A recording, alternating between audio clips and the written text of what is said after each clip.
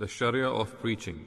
An important requirement of religion is that its followers should also continue to urge others to adopt and adhere to it. It is this requirement of religion for which the terms da'wah and tabligh are also used. We Muslims have always been aware that the radiance of faith and good deeds that we have been blessed with entails that we must also enlighten others about it.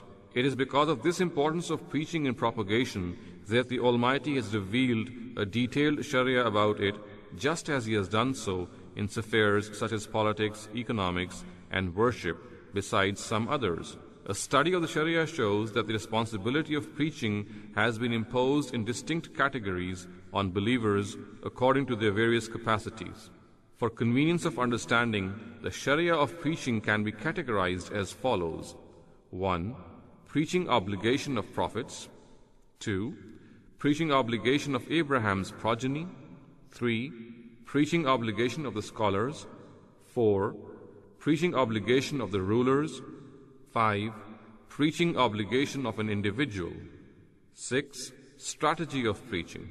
In the following pages, the Sharia of preaching described in the Quran is detailed out. 1. Preaching obligation of prophets. يا أيها النبي إنا أرسلناك شاهدا ومبشرا ونذيرا وداعيا إلى الله بإذنه وسراجا منيرا.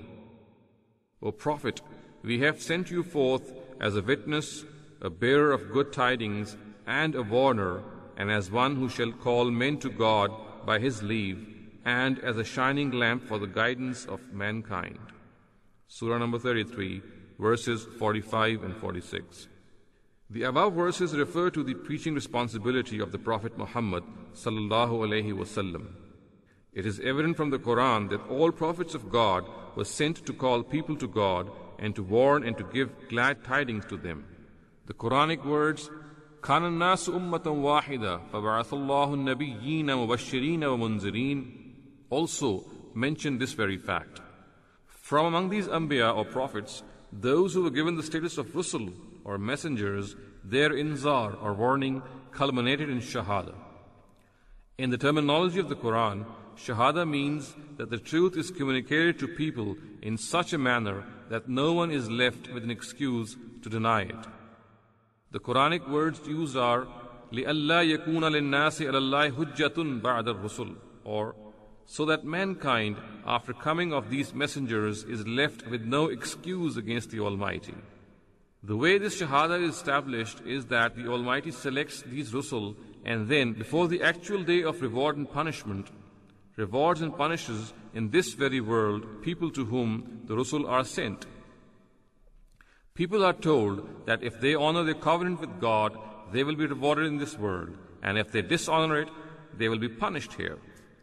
The result of this is that these Rusul become signs of God, and it is as if people see God walking along with the Rusul who deliver God's verdicts.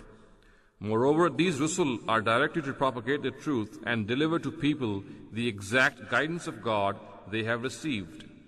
This is Shahada, and when it is established on this earth, it becomes a basis for God to deliver His judgment both in this world and in that to come. Consequently, the Almighty grants dominance to these Rusul and punishes those who reject them. The word Shahidan, used in the above quoted verse of Surah Ahzab, delineates this very status of the Prophet Muhammad sallallahu alaihi wasallam. Delivering of warnings and glad tidings by Anbiya or prophets does not require any explanation. However, when Rusul or messengers deliver these warnings and glad tidings, then this requires some elaboration, because these Rusul must also fulfill the responsibility of Shahada. As a result of this responsibility, there are certain phases of their preaching endeavor, and there are certain consequences of these phases which are peculiar to the Rusul only. This preaching is not related to any other person except the Rusul. In the following paragraphs, these phases are elaborated upon. 1. Inzar or warning. This is the first phase of preaching of the Rusul. Inzar means to warn someone of the evil consequences of something. It is evident from the Quran that the Rusul of God always warn their people of two punishments. The punishment which those who reject these Rusul will face in the hereafter, and the punishment which they will face in this very world for this very reason. These Rusul inform their people that they have been sent in this world to set up a miniature day of judgment. Once they have communicated the truth to their addressees in a manner that they are left with no excuse to deny it, they will have to face punishment in this very world. Surah Qamar, which belongs to the 6th group of Quranic surahs, is the best example of this inzar. Here, after indicating His practice about Rusul of Allah and their people, the Almighty has warned, أَكُفَّارُكُمْ خَيْرٌ مِّنْ أُولَٰئِكُمْ أَمْ لَكُمْ بَرَاءَةٌ فِي الزُّبُرِ? Are your disbelievers better men than these, or are you given immunity in the scriptures? It is evident from the coherence and arrangement of the Quran that in the last group of the Quran, the 6 surahs from Surah Mulk to Surah Jinn belong to this phase of preaching. A study of these surahs reveals the tone, style, and arguments messengers of God adopt in this phase. In Surah Qalam, after mentioning the parable of the people of the orchard, while summing up this inzar, the Quran says, كَذَلِكَ الْعَذَابُ وَلَعَذَابُ الْآخِرَةِ أَكْبَرُ لَوْ كَانُوا يَعْلَمُونَ. People of Mecca, you are denying this Rusul, so take heed. In such a way shall the punishment come, and the punishment of the hereafter shall be much greater than this, if they only knew. Since the consequences of this inzar have to materialize in this world, hence its addressees are primarily people who wield influence in some form or another. These are the people whose character and conduct the masses follow. Their well-being or health is instrumental in keeping others well or healthy. If their intellect is convinced of a certain ideology, it becomes a source for convincing others of this ideology. Their material means and resources increase the power wielded by the truth. Their mental ability can inspire the intellect of the masses and stir their souls in favor of the message they preach.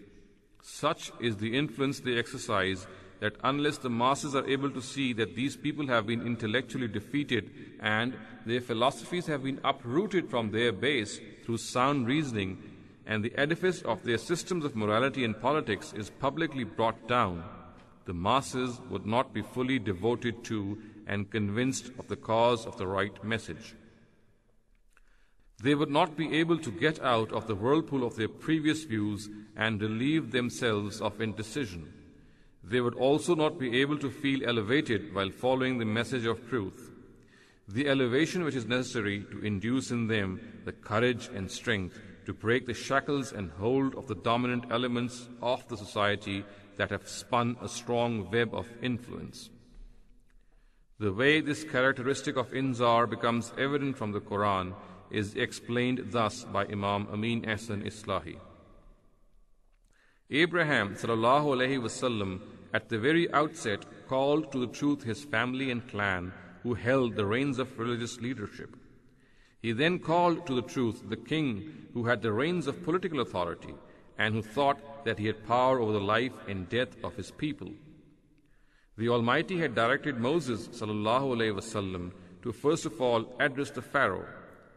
Jesus sallallahu alaihi wasallam first called upon the scholars of the Jews. Similarly, the preaching endeavors of the prophets Noah, Hud, and Salih alayhimus salam are all mentioned in the Quran.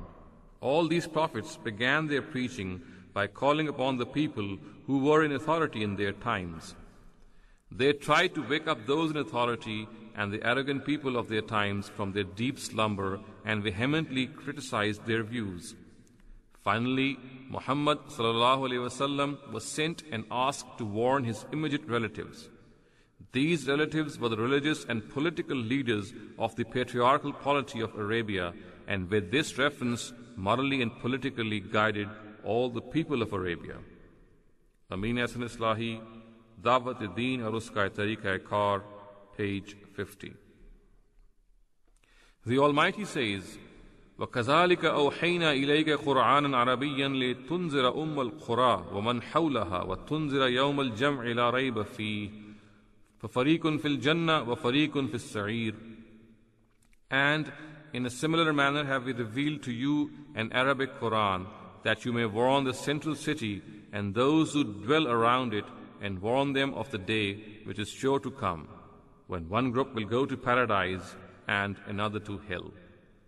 Surah number 42, verse 7.